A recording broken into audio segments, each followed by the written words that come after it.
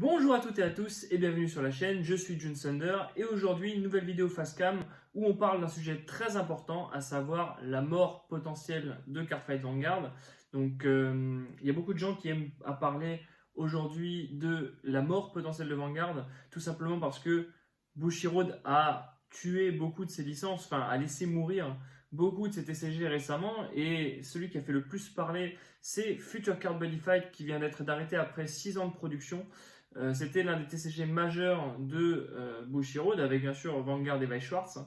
Et pour parler des jeux morts, vous avez vu que j'ai mis ma petite carte de Dragonborn derrière qui restera là à tout jamais le meilleur jeu produit par Bushiroad. Mais aujourd'hui, on est là pour parler de Vanguard et en fait, cette vidéo elle fait écho à la vidéo foire aux questions que je vous avais mis en fait sur la chaîne où je vous demandais de me poser vos questions sur un certain nombre de points. Et je me disais, en fait, comme il y a la question de la mort de Vanguard est assez récurrente, revient assez souvent, je me disais que c'était l'occasion de faire une vidéo complète sur ce sujet. Donc notamment, il y a Laura qui me dit, avec tous les jeux décédés de Bushi, est-ce que Vanguard va bientôt y passer? Donc ça, c'est une question qui est assez légitime. Et Inou, donc Kelly, qui me demande qu'est-ce qui peut et pourrait tuer le jeu actuellement selon toi, carte pétée, comportement humain ou d'achat des joueurs, etc. Ça, c'est des questions qui sont très très importantes et je voulais y répondre sous deux dimensions. La première, c'est la dimension du joueur, puisque vous le savez, moi je suis un joueur Vanguard depuis l'aube de ce jeu, notamment en Europe. Et également aussi vous répondre sur ce point avec mon rôle de salarié Parkage, puisque vous le savez en fait, moi je travaille pour une boîte de jeux de cartes une boîte qui commercialise des jeux de cartes et notamment Vanguard en Europe qui s'appelle Parkage, donc je pense que vous connaissez tous à peu près Parkage. Et donc je voulais revenir un peu sur ces questions-là aussi du point de vue de l'entreprise. Alors je parle pas au nom de Parkage, mais je vous apporterai des éléments de réponse du fait de travailler chez Parkage et de vous... Voilà, on en reparlera aussi. J'utiliserai un peu ce rôle de salarié pour vous expliquer un peu ce qui se passe sur Vanguard et les comportements qui peuvent amener la mort du jeu tout simplement. Donc c'est une question qui va être très importante, très intéressante. La vidéo sera peut-être longue parce que j'aurai du mal à synthétiser sur un sujet aussi vaste. C'est pour ça que je me suis ramené une bouteille avec un bon glaçon dedans qui va bien nous casser les couilles au niveau du son parce qu'à tout moment il va s'effondrer je pense. Mais voilà, sans plus attendre, je vous propose de commencer. Alors ce qu'il faut savoir déjà, c'est que je vais vous apporter un certain nombre d'éléments chiffrés. Parce que vous le savez, moi j'aime bien faire un travail à peu près pointu et à peu près correct. Donc on va, dans cette vidéo, aborder beaucoup d'éléments chiffrés pour appuyer mes arguments et vous montrer en fait ce qui se passe sur Vanguard actuellement. Et également, pour vous parler de ces points-là, il va aussi falloir que je précise à chaque fois dans mes propos une dimension d'échelle. Savoir de quel marché je parle. Est-ce que je parle du marché purement mondial, du marché japonais, du marché européen, du marché français ou tout simplement des ventes de Parkage, etc. Je n'ai pas trop rentré dans le sujet des ventes de Parkage de façon poussée, mais je vais vous donner en fait je vais vous parler un peu très largement de ce qu'on fait sur Vanguard actuellement. Est-ce que ça se vend bien, est-ce que ça se vend pas bien voilà, ça c'est... Je dois rester à peu près prudent sur ce terrain-là, donc je vais essayer de vous apporter des éléments de réponse tout en étant quand même un tout petit peu vague, ce qui est, je pense, vous le comprendrez assez normal. Alors, la première question, c'est... le premier point que j'aimerais aborder avec vous, c'est tout simplement la mort de Buddy Fight. Donc la mort de Buddy Fight, elle en a choqué beaucoup, et beaucoup voient dans cette annonce la mort prochaine de Vanguard. Alors ce qu'il faut savoir sur Buddy Fight, c'était un jeu qui était très fortement sur le déclin, que ce soit sur le marché japonais comme sur le marché mondial, mais plus sur le marché japonais, parce que les jeux Bushiroad, en fait, sont des jeux qui sont conçus, designés et marketés pour le marché japonais, et après ils sont juste simplement traduits pour le marché mondial. Et si le jeu s'effondre sur le marché mondial, il peut, comme Local Logic, rester vivant sur le marché japonais un certain temps avant d'être arrêté si le jeu ne marche plus sur ce marché-là. Mais dans le cas de Buddy Fight, c'est vraiment un arrêt mondial, puisque c'est sur le marché japonais que ça n'allait plus, et que du coup, l'arrêt du jeu sur ce marché-là a amené la fin de Buddy Fight dans le monde tout simplement. Il faut savoir que Buddy Fight, ça faisait longtemps que ça n'allait plus sur le marché japonais, et j'ai un certain nombre d'éléments pour vous le montrer. Donc déjà, ce tableau chiffré, donc vous voyez à côté de moi, qui reprend en fait les ventes des différents TCG sur la période avril-août 2019, donc il y a un an, et par rapport à l'année précédente. Et vous voyez que Buddy Fight, là, sur cette période, a déjà perdu 27,6% des ventes, enfin de son chiffre d'affaires, par rapport à l'année précédente. Donc on a déjà un recul des ventes de Buddy Fight sur le territoire japonais, et un recul qui est non négligeable, parce qu'on parle d'un tiers de ses ventes, enfin presque un tiers de ses ventes. Donc vous voyez que le jeu est vraiment, vraiment pas bien. Ensuite, on a un autre tableau qui ici précise, là c'est plus proche de nous, c'était sur le début de l'année 2020, donc avant l'épidémie qu'on connaît, mais sur les ventes qui devaient être aux alentours de février-mars 2020, il n'y a pas de date qui est précise sur le document, mais il a été posté aux alentours de février-mars, donc des ventes en 2020. Et vous voyez que Buddy Fight recule, donc Buddy Fight je crois qu'il est après Magic. Voilà, Buddy Fight 45,93%.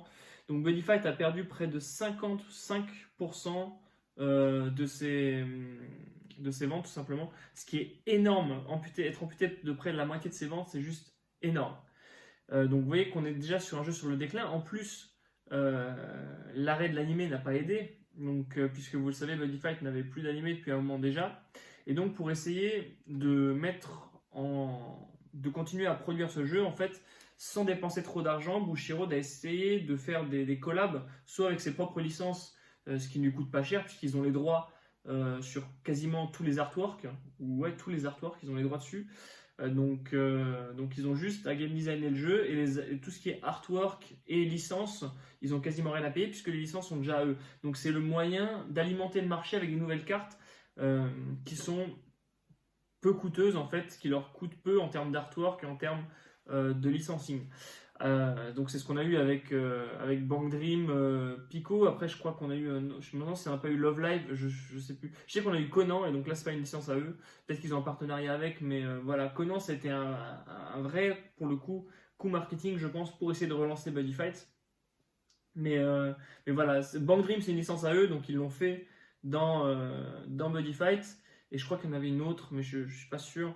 Mais voilà, on avait pas mal de licences du coup qui ont été importées sur Buddy Fight pour pouvoir justement continuer à produire des cartes malgré le fait que l'anime soit arrêté, et en réduisant les coûts de production tout simplement. Et là en fait on voit sur le dernier tableau que j'aimerais vous montrer, le tableau le plus intéressant sur lequel on va s'attarder un peu dans cette vidéo, qui est le tableau des ventes sur l'année fiscale 2019-2020 et 2018-2019. Donc c'est un tableau qui compare en fait les ventes de l'année passée avec celles de l'année d'avant. Donc ça nous donne une bonne idée des ventes globales, puisque c'est sur un an, sur une année fiscale. Et donc là, c'est des indices qui sont vraiment très très précis. Donc là, on voit que Buddy Fight se classe en 8e position des TCG sur le marché japonais. Et que donc il est en recul des ventes, de son chiffre d'affaires. Donc là, on voit que comparé à l'année dernière, il a fait 57,9% comparé à l'année dernière. Donc c'est-à-dire qu'il a perdu 43% à peu près de part de marché, enfin de chiffre d'affaires. Donc ce qui est énorme. Il a été amputé encore une fois de près de la moitié de ses ventes. Donc mis bout à bout comme ça, on voit que plus d'animés, les ventes qui sont en recul, on essaye de maintenir un jeu en vie artificiellement. Donc là vraiment Buddy Fight était vraiment en maintien en vie artificielle. Il était dans le coma, et malheureusement le Covid, je pense, a amené le coup fatal qui a fait que le jeu n'a pas survécu tout simplement. Donc on peut pas dire que, en voyant ces chiffres qui sont des chiffres, enfin pas des projections, mais des chiffres qui sont tirés déjà sur des périodes assez longues, un an, des mois comparés aux mois d'avant, etc. On voit que tous les chiffres sont en recul. On ne peut pas dire que la mort de Buddy Fight soit réellement une surprise. En tout cas sur le marché japonais tout du moins. Et là en fait on va comparer avec Vanguard tout simplement. Donc Vanguard, où est-ce qu'on est sur ces trois tableaux? Donc le premier tableau que je vous ai présenté, donc qui présente le jeu durant la période avril-août 2019, donc il y a un an, fait état d'une hausse de 7,11%. Donc le jeu semble se porter bien. Après, ça ne veut pas dire grand-chose, puisque c'est sur une période de 3 mois. Et c'est par rapport à la période d'avant, en fait, l'année passée, donc c'est la période post-reboot. Donc je ne me baserai pas trop sur ces chiffres pour juger, puisque c'était vraiment le début du standard pour Cardfight Vanguard, donc qui est une hausse par rapport à ce changement radical de format qui avait eu lieu. Ça ne me choque pas plus que ça, et je pense pas qu'on puisse y tirer des conclusions. Par contre, sur ce tableau qui montre l'évolution des jeux sur la période janvier-février 2020 par rapport à la période d'avant, on voit que Cardfight Vanguard se classe 7ème avec une hausse de 9,59%. Donc c'est encore une hausse de près de 10%, c'est plutôt pas mal. Donc là, le jeu semble plutôt être en bonne forme. Mais par contre, quand on regarde le tableau global des ventes en fait, sur le territoire japonais, on voit que Vanguard, qui tutoyait le top 5 des meilleurs jeux de cartes au Japon, maintenant passe dans la 7ème position et perd près de 20% de ses ventes, puisqu'il n'est plus qu'à 79,51% par rapport à l'année passée. Donc en vrai, Cardfight Vanguard est en net recul par rapport à l'année passée tout simplement. Donc c'est un signe qui commence à être inquiétant et qui fait que Bushiroad va devoir grandement se remettre en question sur son bébé, en fait, sur l'un de ses jeux phares en fait. Parce que vraiment là on voit aussi que Weiss-Schwarz est en progression, lui est le 4e jeu le plus vendu au Japon avec 106,72% de chiffre d'affaires comparé à l'année d'avant, donc il a pris encore 6,72% par rapport à l'année passée, donc c'est plutôt pas mal. Donc Weiss-Schwarz c'est le seul jeu Bushiroad qui est en progression, et les deux autres qu'on a dans ce tableau sont en chute libre. Ah non, il y a aussi Love Live qui est lui aussi en chute libre, donc sur 4 jeux, on en a 3 qui sont en chute libre. Donc là, c'est vraiment le premier signal d'alarme, je pense, que Bushiroad doit se reprendre, et on voit que sur le marché japonais, Vanguard, c'est pas en si grande forme qu'on pourrait le penser. Après, on a des indices, en fait, on a des indices actuellement sur l'état de forme de Vanguard qui sont plutôt rassurants. On voit que le B14 The Next Stage va être réimprimé avec une nouvelle carte promotionnelle. Et en général, ça c'est plutôt un bon signe parce qu'il reprint très rarement des extensions. Et en plus, là, ils rajoutent du matériel promotionnel. Donc, c'est-à-dire qu'ils mettent encore des cartes, enfin du matériel promotionnel. En général, quand les compagnies rajoutent du matériel promotionnel, elles ajoutent des coûts de production à leurs produits pour un résultat qui est le même. Donc en général, ça prouve que le jeu est en bonne santé si ils peuvent se permettre de rajouter des choses plutôt que d'en enlever en fait. Ça c'est l'un des signes qui fait qu'un TCG est sur le déclin sur le marché. C'est en général quand on va vous enlever des choses, des produits en fait de votre carton, de vos boîtes, etc. Par exemple, si demain on vous enlevait les tapis de vos cartons et qu'on les remplaçait pas par autre chose, voilà, ce serait un très mauvais signe. Ça veut dire qu'ils couperaient en fait dans les dépenses de production parce qu'au final ils s'y retrouvent pas dans leurs recettes en fait, tout simplement. Voilà, ensuite, donc au niveau japonais, on constate donc une réimpression de l'EB14, ce qui est plutôt pas mal. On constate une réimpression possible de la BT8, donc ça veut dire que les ventes au final se portent plutôt pas mal, hein, puisqu'ils se permettent de réimprimer des produits. Ça veut dire que la demande est tellement forte qu'ils considèrent à remettre des produits sur le marché.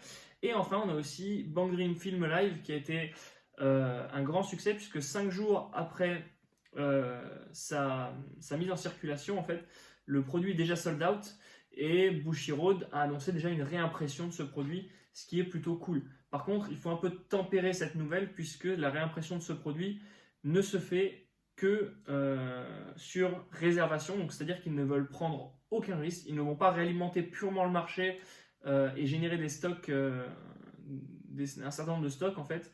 Ils vont se dire, ben voilà, on que les réservations et ils ne veulent pas produire une seule boîte qui sera invendue. Donc là, on voit que Bushiroad est assez frileux quand même à réimprimer des produits.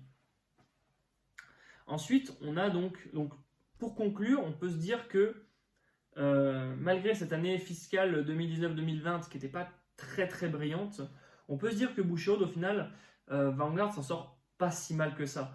On a beaucoup de produits, surtout récemment, qui sont en rupture de stock sur le marché japonais ou qui semblent être en rupture de stock. Après, ça veut encore une fois pas dire grand chose, puisqu'il se peut qu'au vu de cette année fiscale 2019-2020, ils aient réduit le nombre d'unités qu'ils ont produit et que du coup ils soient très facilement en rupture de stock et qu'ils veulent être sûrs de pouvoir vendre toutes leurs boîtes et de ne pas se retrouver avec un excédent de stock qu'ils ne pourraient pas vendre.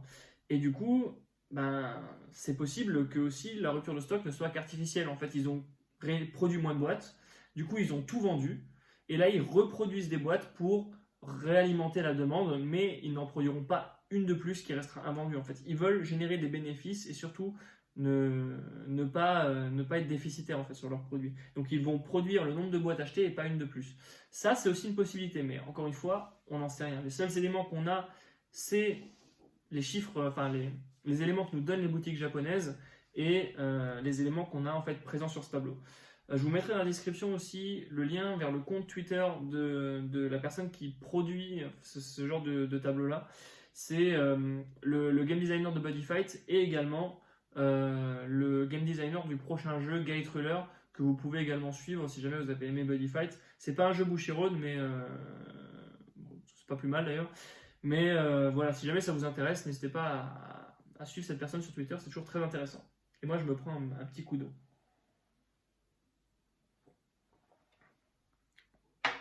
Voilà, ensuite, sur le marché européen, qu'est-ce qui se passe? Donc sur le marché européen et mondial d'ailleurs, on a vu arriver dans l'année passée une grosse crise sur Cardfight Vanguard. On va pas se mentir, on a vu une grosse crise sur Cardfight Vanguard, notamment au niveau des produits scellés. Tout simplement, qu'est-ce qui s'est passé? Ça commence à partir de la BT5, BT5, BT6. Le début du reboot, très bien, les ventes sont très bien, tout le monde est très content. Le reboot est un succès, les nouveaux joueurs affluent. On constate une augmentation au niveau des BCS. Ça aussi, en tant que joueur, vous avez pu le constater, mais au niveau des BCS, il y avait toujours plus de monde.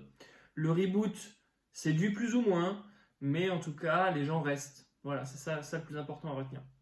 Ensuite, ce qui se passe, c'est on constate une grande dépression au niveau de la BT5, BT6. C'est-à-dire que la BT5 sort et Bushiroad fait un move qui est plutôt mauvais à mon sens, c'est que la BT6 power creep énormément la BT5. C'est-à-dire que la BT6 est tellement violente que les seuls decks viables en tournoi sont les decks BT6 comparé à la BT5 qui paraît un peu faiblarde. Et alors qu'on constate ces résultats au Japon, en fait, nous, notre BT5, elle vient de sortir et la BT6, elle sort un mois plus tard. Donc ça veut dire que en fait, les joueurs, voyant que dans un mois, les cartes de la BT5 sont sorties du format, en fait, tout simplement, ils décident de ne plus acheter de la BT5. Et là, qu'est-ce qui se passe sur le marché mondial? Les vendeurs américains se retrouvent avec énormément de stock.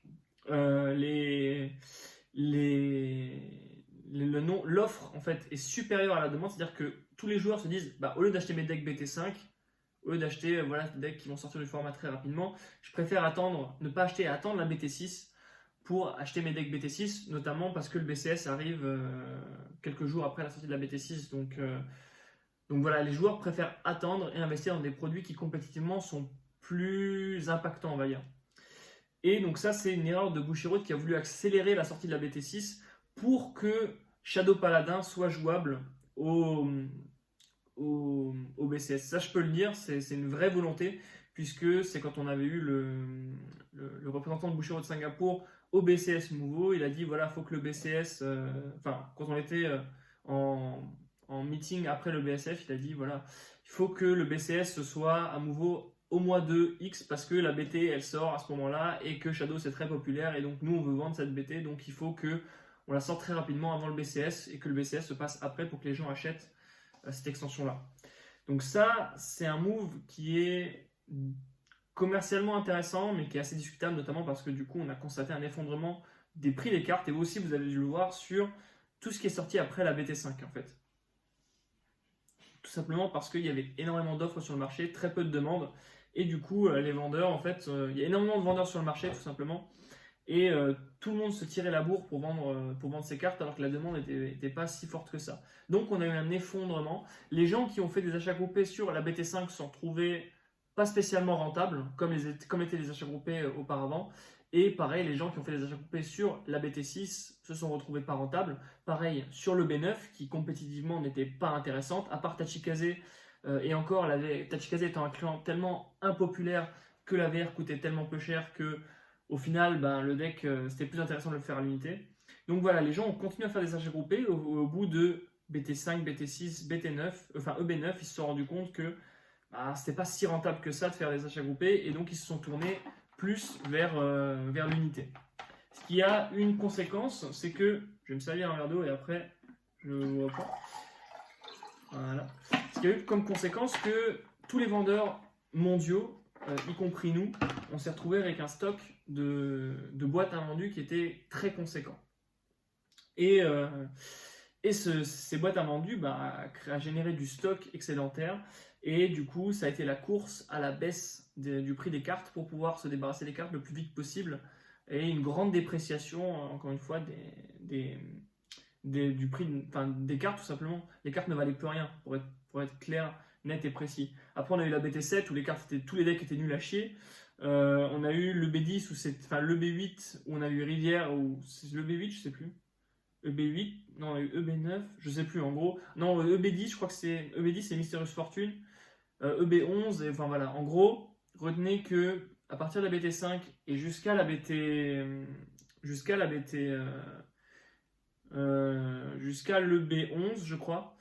Ouais, jusqu'à le B11, BT7, EB9, EB10, EB11, les ventes c'est une catastrophe. Mais partout en fait, vous voyez, les signes les plus évidents c'est la dépréciation en fait du prix des boîtes. Aux États-Unis, on avait du carton à 700 $, des choses comme ça. Des prix qui, compétitivement, nous, vendeurs européens, contre lesquels on ne peut pas lutter. Et vous avez aussi, sur le marché européen, notamment chez nous aussi, des indices qui ne trompent pas, en fait, tout simplement. Nous, on avait fait une grande braderie Vanguard avec des boîtes vraiment à des prix compétitivement très intéressants. Tout simplement parce qu'on avait trop de stock, comme tous les vendeurs mondiaux, hein, au final.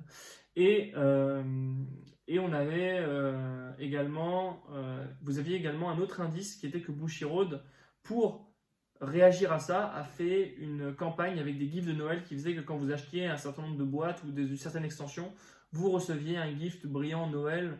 Voilà, ça c'est des indices qui ne trompent pas. Quand ils font ce genre de produits promotionnels là, ça veut dire que les boîtes ne se vendent pas. Et là, pendant un certain nombre d'extensions, je vais pas vous mentir, j'ai cru que Vanguard allait mourir. Tout simplement parce que le game design de ces extensions était nul à chier, parce que les double R ne valaient plus rien, parce que les double R étaient nuls à chier, les triple R pareil, elles n'étaient pas ouf. Donc voilà, des gros problèmes de game design ont entraîné une grosse dépréciation des cartes. Vraiment, toute la BT7 est nulle à chier, vous pouvez l'acheter à la poubelle, à moins qu'ils vous sortent un support qui rende les cartes incroyables dans les prochaines extensions, ce qui est possible, vu qu'on voit qu'ils n'oublient pas les cartes de Shinemon. Mais voilà, nous, en tant que vendeur, c'était un peu la merde concernant Vanguard. On était dans une grosse incertitude concernant Vanguard. Et ensuite est arrivé le B12 avec deux decks excellents et un deck un peu moins bien, mais qui était quand même populaire. Le B13 avec deux decks vraiment excellents et un autre un peu moins bien. Mais voilà, après ces extensions-là, et surtout l'arrivée des triple rares qui valent de l'argent parce qu'elles sont vraiment utiles et vraiment bien designées, qui sont les G3 Fetcher, qui du coup nous permet à nous vendeurs, enfin qui sont des cartes qui se vendent en fait tout simplement et qui nous permettent à nous vendeurs de vendre de la triple R, alors qu'avant la triple R ça valait 1,50 €, et donc au niveau des ventes c'était pas ouf. Mais voilà, là, depuis le B12 qui s'est très longtemps vendu parce que Vanquisher était un deck très recherché, Raven pareil, Claret quand même un tout petit peu. Après vous aviez le B13, Chronofang, c'était quand même un deck qui était assez populaire. Angel un tout petit peu aussi. Le deck Astral Poet un petit peu plus, mais voilà. Et après les ventes ont commencé à remonter comme ça. Et notamment dans le monde entier aussi, les distributeurs avaient fait leur boulot et avaient un peu coupé aussi leur stock, enfin leur précommande. Parce que comme il faut commander longtemps à l'avance, ça c'est aussi le truc du système Bushiroad, c'est que vous précommandez longtemps à l'avance avant qu'il y ait une seule carte de l'extension qui soit révélée. Donc vous ne savez jamais si l'extension elle sera bonne ou pas.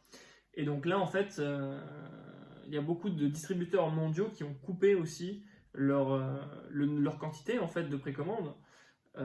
Et ça, voilà, le marché est redevenu sain en fait. On a eu une offre qui s'équilibrait à peu près avec la demande et qui a fait qu'au final, aujourd'hui, les ventes se portent bien. Le B14 The Next Stage, et là je reprécise à l'échelle européenne, je vais dire, parce que chez nous, chez Parkage, on a eu des très bonnes ventes sur The Next Stage. On vous en remercie d'ailleurs de nous faire confiance pour les produits Vanguard. D'ailleurs, on a eu beaucoup de clansets vendus, beaucoup de cartes limitées aussi, beaucoup d'accessoires. Donc voilà, nous on était très contents sur The Next Stage. On est toujours très contents quand les gens nous font confiance sur Vanguard. Et aussi, ce qu'il faut savoir, c'est que sur la BT8 aussi, pareil, ça s'annonce pas mal. Les cartes vont valoir cher parce qu'il n'y a pas beaucoup d'offres. Donc c'est plutôt cool en fait. Ça veut dire que en fait, vous achetez vos cartes un peu plus chères, mais par contre, dans le temps, en fait, elles gardent de la valeur. Et aussi sur la BT8, on voit qu'il y a de plus en plus de gens qui veulent retenter les achats groupés parce que Bushiroad a remis en avant les SP packs. Ce qui est aussi un bon indicateur de la bonne santé du jeu, parce que quand vous introduisez plus de raretés spéciales et donc plus de foilage dans votre carton, alors que votre carton il est vendu le même prix, ça veut dire qu'en fait votre jeu est en bonne santé, que Bushiroad peut se permettre d'introduire ce type de rareté qui leur coûte plus cher à produire, mais qui au final leur donne le même résultat, quoi. Mais ça leur fait vendre des cartons aussi en même temps. Voilà, je l'ai dit que cette vidéo serait longue et qu'on parlerait beaucoup, parce que le sujet est très très compliqué. Donc alors, je reprécise, au Japon, Vanguard se porte plutôt pas mal. Le jeu est loin d'être mort, on va pas se mentir. Le jeu est plutôt en bonne santé pour le moment. Au moment où on fait cette vidéo, le jeu ne va pas mourir demain, on va pas se mentir. Le jeu se porte très bien. De ce qu'on sait, des indices qu'on a, l'animé est toujours là, la production des cartes est toujours effrénée. Ils ont annoncé des projets sur le long terme. On a Vanguard Zero qui fait également la promotion du jeu via les applications mobiles, donc ça c'est plutôt pas mal. On a vraiment des très bons signes de bonne santé du jeu. On a du matériel promotionnel qui est là, on a de la communication qui est faite, on a du marketing qui est fait. En Europe, c'est plus compliqué, parce que vous le savez, ou vous le savez peut-être pas, mais Bushiroad a fermé son bureau européen. Donc on a moins de marketing qui est fait. On a moins de produits promotionnels, même si on en a quand même. On est quand même approvisionné par Bushiroad Singapour. Donc ça, c'est toujours très bien. Le seul truc qui maintenant va poser problème, et là je reviens sur la question de Inu qui était très intéressante, qui me disait qu'est-ce qui pourrait tuer le jeu actuellement selon toi, carte pétée, comportement humain, d'achat des joueurs, etc. C'est surtout sur la dernière partie que j'aimerais m'attarder, c'est comportement humain ou d'achat des joueurs. Il faut savoir que en Europe c'est un peu plus compliqué, puisque comme le bureau européen de Bushiroad a fermé, on a maintenant un master distributeur qui gère tout l'approvisionnement en fait de tout ce qui est produit en fait en Europe. Et donc qui dit master distributeur autre que Bushiroad dit un tiers qui s'occupe de la licence Bushiroad, dit qu'il a un quasi monopole en fait, puisque si vous voulez commander des produits Bushiroad sur le marché européen, vous devez passer par lui. Maintenant, il y a un distributeur qui approvisionne l'Europe en tout ce qui est produit Vanguard et qui s'occupe également du jeu organisé et qui, selon moi, fait un plutôt bon travail. Maintenant, quand vous rajoutez un intermédiaire, forcément, vous rajoutez un coût, vous rajoutez en fait, l'intermédiaire il va prendre une marge et cette marge en fait va s'impacter sur le prix de nos boîtes, ce qui fait qu'elles vont augmenter par rapport, et notamment je pense aux États-Unis ou à Singapour. Donc c'est-à-dire que le véritable danger, ce qui peut tuer Vanguard actuellement, et là je précise encore une fois à l'échelle européenne, c'est le comportement de vous consommateurs, de vous joueurs. Et là on va dire que je prêche pour ma paroisse, mais c'est actuellement pas le cas. Moi que vous achetiez où vous voulez, moi je m'en fous en réalité, ça change rien à ma vie. Si demain Parkage arrête de vendre du Vanguard, je serais triste en tant que joueur, mais en tant que salarié Parkage, je m'en fous complètement. Mais il faut savoir, voilà, une fois que cette parenthèse elle est faite, hein, moi que les ventes de Vanguard n'impactent pas mon poste, voilà, on va pas se le cacher. Donc là où je voulais en venir, c'est que la mort de Vanguard peut dépendre de vous, tout simplement si vous achetez aux États-Unis ou à Singapour. Donc pourquoi? Tout simplement parce que comme nous, on a un intermédiaire en plus et qu'on paye et qu'on est plus loin du point d'approvisionnement, à savoir Singapour, puisqu'il y a des transports en plus, voilà, on est plus loin du point d'approvisionnement, ce qui implique plus de coûts en termes de transport, de logistique, etc. En gros, on va payer nos cartons plus cher, nous Européens, tout simplement parce qu'on est plus loin de Singapour, parce que ça leur coûte plus cher de nous le ramener ici et parce qu'on a un intermédiaire de plus. Donc nos boîtes sont plus chères que pour certains pays comme les États-Unis, comme par exemple Singapour eux-mêmes. Donc voilà, on va toucher nos cartons plus chers, notamment aussi par des taxes d'importation, des choses comme ça. Donc il faut savoir que quand vous achetez aux États-Unis, c'est moins cher. Ou au Singapour, c'est moins cher. Vous allez payer moins cher. Par contre, vous allez prendre un risque qui est que votre marchandise, elle arrive longtemps après la sortie, puisque voilà, le, le vendeur US, il va le recevoir à la sortie, va vous l'expédier à la sortie, et là, il va falloir le temps que du coup, ça traverse l'Atlantique, etc., et que ça arrive justement chez nous. Et ce temps-là, donc ça c'est le premier désavantage, c'est que vous allez attendre plus longtemps que vos cartes arrivent.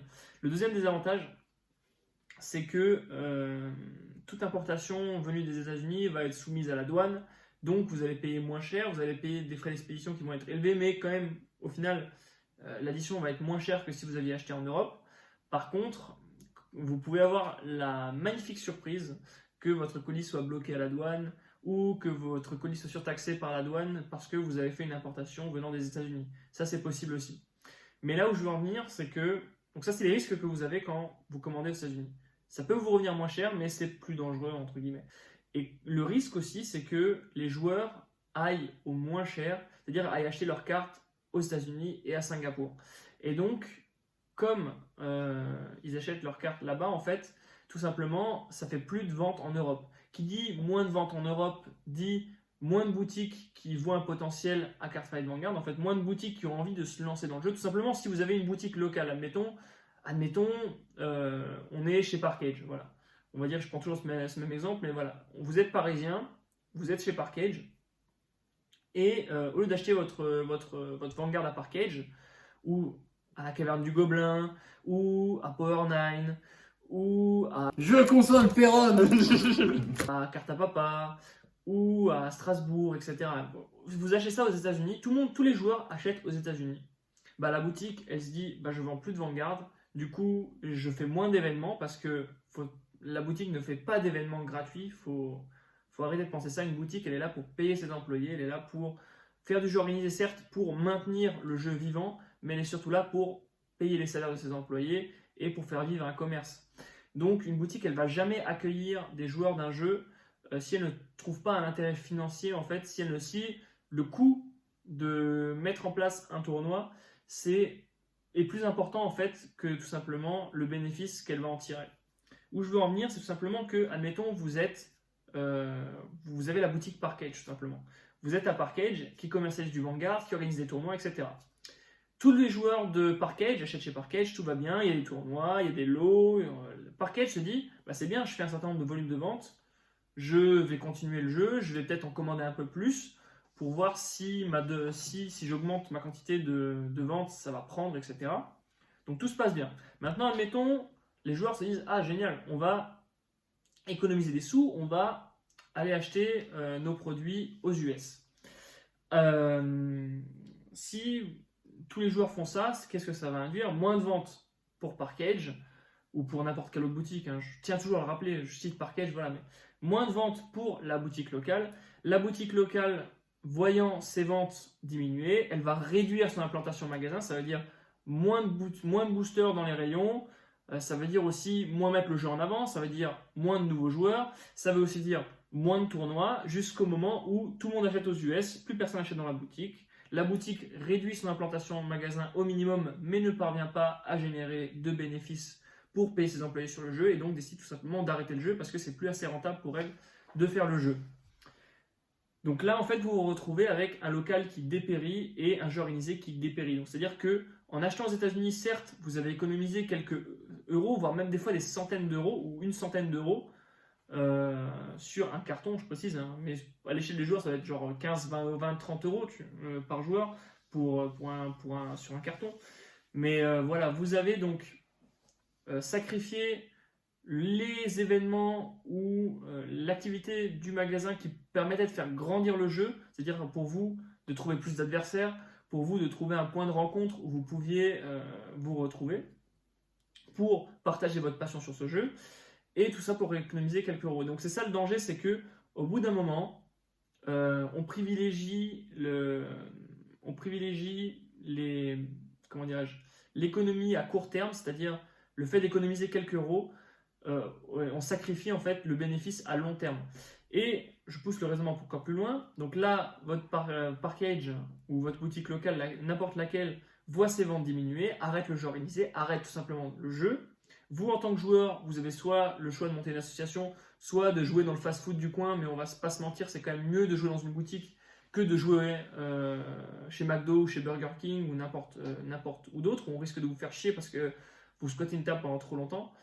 Mais voilà, c'est toujours mieux de jouer dans une boutique. Et donc, votre boutique va arrêter, votre distributeur va perdre des clients, votre distributeur va arrêter. Et ensuite, Bushiroad, quand il va falloir donner le nombre de BCS, enfin, quand il va falloir donner une enveloppe pour savoir combien de BCS on va faire, combien de ventes on a, enfin, pour savoir combien de BCS ils vont organiser sur, ou combien d'événements ils vont organiser sur l'année ou sur un certain territoire, par exemple en Europe. Je prends un exemple con, hein. Ils vont dire, voilà, en Europe, on va faire combien de BCS, 2, 3, 4, dans quel pays, etc. Et pour se baser sur ça, ils vont se baser sur tout simplement les ventes qu'ils ont faites sur ce territoire. Donc, ce que j'essaie de vous expliquer, c'est que, en fait, quand vous achetez aux États-Unis, vous n'achetez pas chez les distributeurs français ou européens. Et malheureusement, en fait, Bushiroad, ce qu'ils vont voir, c'est que en fait, Vanguard est en train de dépérir en Europe. Et donc, fatalement, pour nous, joueurs, qu'on soit compétitif ou pas, mais on aura moins de BCS, tout simplement. C'est pour ça que, du coup, les Pays-Bas ont les BCS un coup sur deux, que la Belgique avait les BSF un coup sur deux, tout simplement parce que les ventes dans ces pays-là n'étaient pas bonnes. Parce qu'il n'y avait pas de boutique qui supportait le jeu et pas de communauté qui jouait le jeu, tout simplement. Donc là, en fait, la conséquence, c'est qu'au final, quand vous allez acheter en fait à l'étranger, vous allez au final faire en sorte que le jeu organisé meurt petit à petit en fait en Europe, tout simplement. Et c'est pour ça qu'en fait, il y a eu des BCS dans certains pays où il y en a eu 2 BCS, comme en France, on a eu une année le standard et le premium à 2 dates différentes. La Belgique l'a un coup sur 2, les Pays-Bas l'a un coup sur 2, que l'Angleterre l'a toujours, que la Grèce l'ont quasiment toujours, je crois, et que le Portugal, ils l'ont eu une fois, puis une deuxième fois. C'est une pure question de commerce et ça se juge purement sur les ventes. Donc en gros, moi ce que j'essaie de vous expliquer, c'est que au final, si vous voulez que le jeu continue à vivre, il faut continuer à acheter sur des boutiques européennes. Après, je ne vous dis pas forcément d'acheter sur Parkage, parce que voilà, je considère que chacun est assez intelligent pour savoir où est-ce qu'il va acheter. Mais moi, ce que j'aimerais vous faire comprendre, c'est que c'est quand même bien pour la bonne santé de nous, joueurs européens, pour qu'on puisse toujours trouver des lieux de vie, des lieux de rencontre pour partager notre passion de Vanguard, de continuer à acheter en Europe et de ne pas succomber à l'appel des bas prix des États-Unis, tout simplement. Voilà. Au bout d'un moment, si tout le monde fait ça, Bushiroad en verra le signe que l'Europe n'est plus un marché assez intéressant pour pouvoir s'investir dessus et du coup on aura moins de BCS en Europe tout simplement. Voilà, vaste sujet, la vidéo fait près de 40 minutes. J'espère que j'ai pas dit des trucs que j'aurais pas dû dire ou voilà, j'espère que mon message a été bien perçu. Donc pour reprendre et conclure tout simplement, Vanguard est loin d'être mort. On a de très bons signes, notamment en Europe, dans le reste du monde. Les dernières extensions sont sold out, il y a des réimpressions qui sont mises en place, le support promotionnel est là, l'anime est toujours là, on a des plans pour le futur. Donc voilà, le seul truc qui m'inquiète vraiment, c'est le comportement des joueurs qui ont tendance à plus aller à l'étranger pour acheter leurs cartes, alors que vous avez des boutiques françaises, vous avez un grand nombre de boutiques françaises, et maintenant on est même présent sur Card Market, qui commercialisent du Vanguard, et donc ce serait cool de soutenir votre boutique locale, commander à la Caverne, commander à Power9, commander... Je consomme Perron. Commander chez Rémi aussi, si vous êtes alsacien. Commander aux Armes de Légende, commander chez Asgard, commander chez Carte à Papa, commander... Voilà. Tant de boutiques que j'aimerais voir encore en vie l'année prochaine, si c'est possible. Mais pour ça, je ne sais pas citer Japanime, mais je crois que je vais en oublier probablement, parce que je ne suis plus trop au fait du nombre de boutiques qu'il y a en France. Mais voilà, on a quand même beaucoup de joueurs en France, quand même plus que je pense que dans beaucoup de pays d'Europe. Et ce serait bien d'entretenir déjà cette communauté qu'on a ensemble et surtout de valoriser en fait Cardfight Vanguard dans les boutiques qui organisent du jeu organisé, comme les boutiques que je viens de vous citer. Voilà, sur ce, je vais vous laisser. Cette vidéo est déjà assez longue et c'est un bien vaste sujet qu'on a abordé tous ensemble. Merci de m'avoir écouté, j'espère que vous avez trouvé ça passionnant. Et moi je vous dis à la prochaine pour une nouvelle vidéo sur Cardfight Vanguard. Salut!